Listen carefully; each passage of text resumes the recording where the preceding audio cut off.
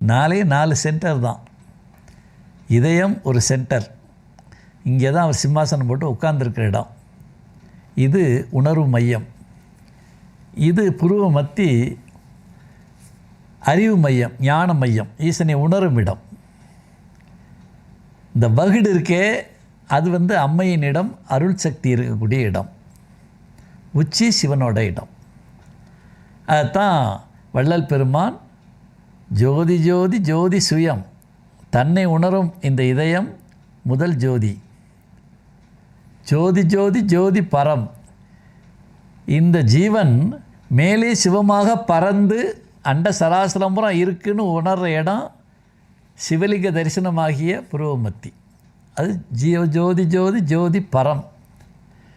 அப்புறம் இதை இயக்குவதற்கு ஒரு சக்தி இருக்கிறது, அதுக்கு பேர் தான் அன்னைன்னு பேர். அது வகுட்டில் இருக்குது. ஜோதி ஜோதி ஜோதி அருள்.